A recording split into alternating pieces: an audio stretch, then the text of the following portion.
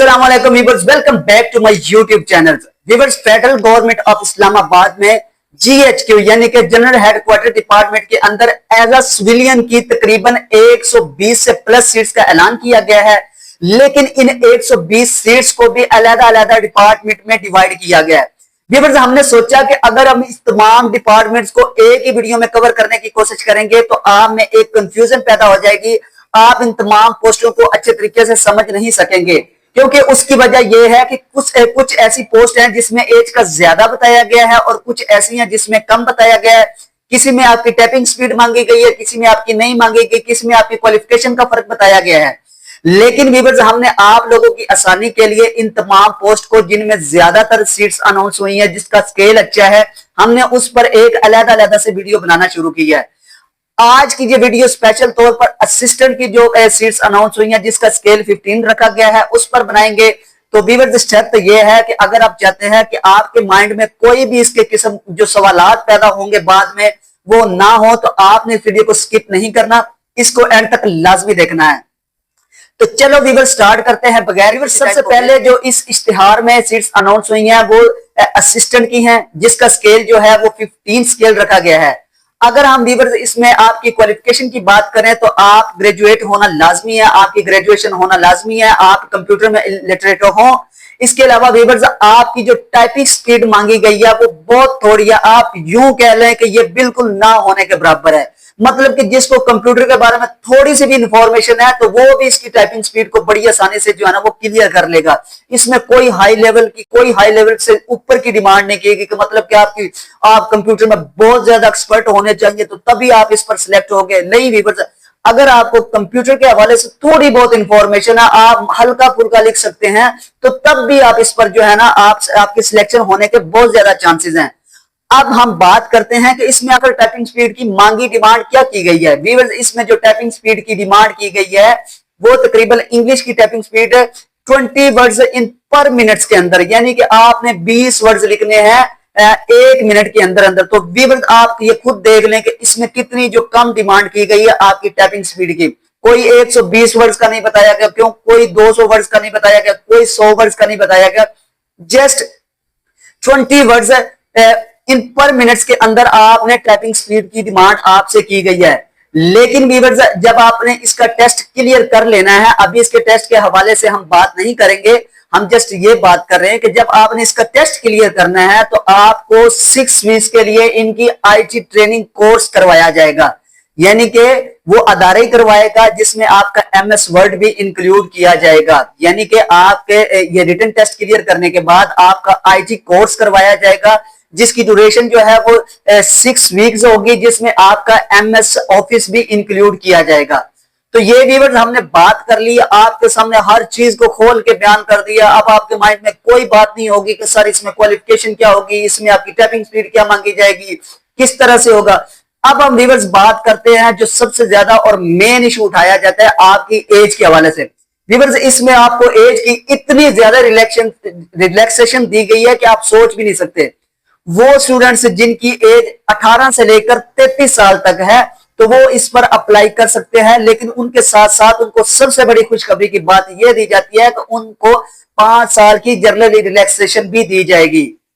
तो ये व्यूअर्स, हमने बात कर लिया आपकी एज के हवाले से। जो स्टूडेंट्स को होता था सर हमारी तो एज इतनी हो गई है, 30 साल तक हो गई है, 28 साल तक हो गई है, तो अगर आप इस वीडियो को एंड तक देखेंगे तो मैंने आपसे बात की है कि आपके तमाम के तमाम सवालात इंशाल्लाह ताला हल हो जाएंगे। तो आपकी एज जो है वो 18 से लेकर 33 साल तक होनी चाहिए। 33 साल काफी एज होती है, इसमें काफी आपको रिलैक्सेशन दी गई है, लेकिन इसमें आपको 5 साल की मजीद जनरल रिलैक्सेशन भी दी जाएगी। अब हम व्यूअर्स बात करते हैं ये जो 15 सीट्स है, क्या ये सुबह पंजाब के लिए है, क्या ये सिंध के लिए है, क्या ये केपीके के लिए है, या फिर बलूचिस्तान के लिए? नहीं व्यूअर्स, ऐसा बिल्कुल भी नहीं है, बल्कि पूरे पाकिस्तान के लोग इस पर अप्लाई कर सकते हैं। इसमें कोई कंफ्यूजन नहीं होगी कि सर हमारा तो सुबह ये है, हमारा तो वो सुबह है, क्या हम इस पर अप्लाई कर सकते हैं, क्या कोई खास इलाका इसके लिए सिलेक्ट किया गया है? नहीं व्यूअर्स, इसमें पूरे पंजाब के लिए नहीं बल्कि पूरे पाकिस्तान के लिए सीट्स अनाउंस की गई हैं। अब हम इन डिवाइड जो 15 सीट्स अनाउंस की गई हैं उसको अलग अलग कैटेगरीज में डिवाइड करते हैं। व्यूअर्स, सबसे पहले इसमें जो 2 सीट्स है वो ओपन मेरिट पर रखी गई हैं। ओपन मेरिट का आप मतलब समझते हैं, यानी कि जो 2 सीट्स हैं वो ओपन मेरिट पर रखी गई हैं, जिसमें किसी भी सूबे से लोग जो है ना वो सिलेक्ट कर लिया जाएंगे। इसमें जो 6 सीट्स हैं वो सूबा पंजाब के लिए रखी गई हैं, और जो 3 सीट्स हैं वो सूबा सिंध के लिए रखी गई हैं। लेकिन अर्बन एरियाज के लिए 2 सीट्स रखी गई। आपने याद रखना है कि सूबा सिंध के अंदर असिस्टेंट की 3 सीट्स का अनाउंस किया गया है, जिसमें से 2 सीट्स अर्बन एरियाज के लिए है और 1 सीट जो है वो रूरल एरियाज के लिए अनाउंस की गई है। अब हम बात करते हैं कि केपीके के लिए भी इसका ऐलान किया गया है, यानी कि इन 15 सीट्स में से 2 सीट जो है वो सूबा खैबर पख्तूनख्वा के लिए अनाउंस की गई है, और 1 सीट से बलोचिस्तान के लिए अनाउंस की गई है, और 1 सीट जो है वो गिलगित बल्तिस्तान के लिए अनाउंस की गई है। यानी कि पूरे पाकिस्तान के लोग इस पर बड़ी आसानी से अप्लाई कर सकते हैं। व्यूअर, ये 15 स्केल की पोस्ट है, बड़ी अच्छी पोस्ट है, पूरे पाकिस्तान के लिए है आपके। लेकिन व्यूअर्स, हम बात करते हैं कि इस पर हम पूरी तफसील के साथ बात करेंगे कि इसका टेस्ट किस तरह से होगा, इस पर आपने ऑनलाइन अप्लाई किस तरह से करना है। व्यूअर, अभी तक उन्होंने इसके टेस्ट के हवाले से और इसकी ड्यूटीज के हवाले से पूरी इंफॉर्मेशन नहीं दी।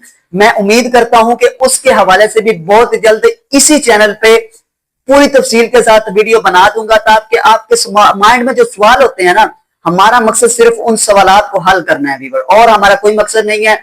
आपको अच्छा लगे तो हमारे चैनल को सब्सक्राइब कर देना, अगर ना लगे तो कोई मसला नहीं है। लाइक सब्सक्राइब करना आपकी मर्जी है व्यूअर्स। इसकी जो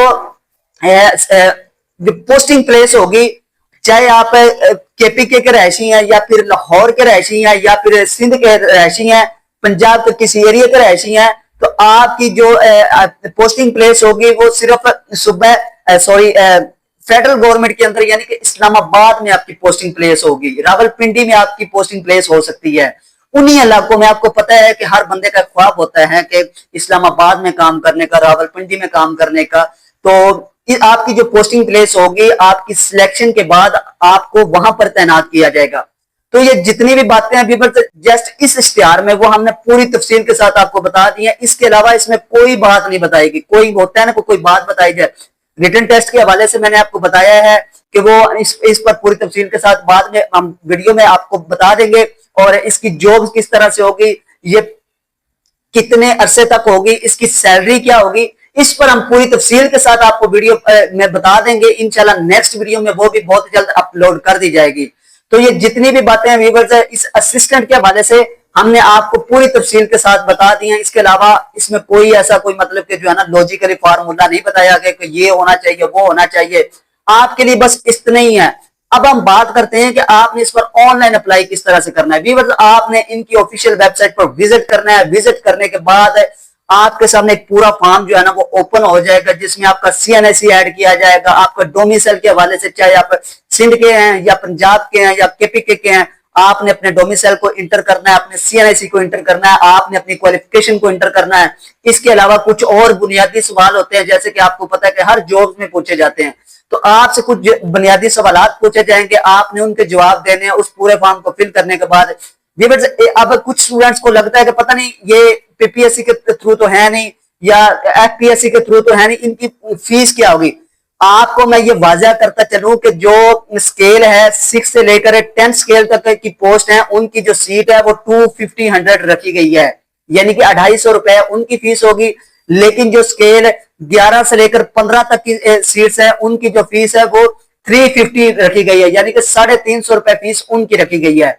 तो ये आपकी फीस के हवाले से भी तमाम सवाल तो क्लियर हो गए हैं। आपने इस फी को मतलब कि आप जैज कैश के जरिए भी पे कर सकते हैं, या फिर आप बैंक के ऑनलाइन पे दूसरे मेथड बैंक के जरिए भी पे कर सकते हैं।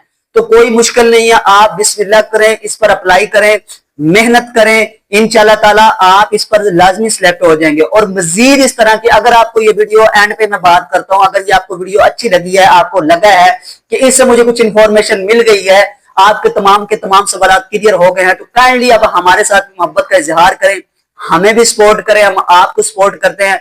हमारी वीडियो को लाइक करें, अपने फ्रेंड्स को शेयर करें जो गवर्नमेंट की जॉब हासिल करना चाहते हैं, ताकि उनका भी फायदा हो जाए और आपका भी फायदा हो जाए। और मजीद इस तरह के गाइडलाइंस और टिप्स हासिल करने के लिए भी काइंडली हमारे चैनल को सब्सक्राइब करें। मिलते हैं इंशाल्लाह ताला नेक्स्ट वीडियो में। अल्लाह हाफिज।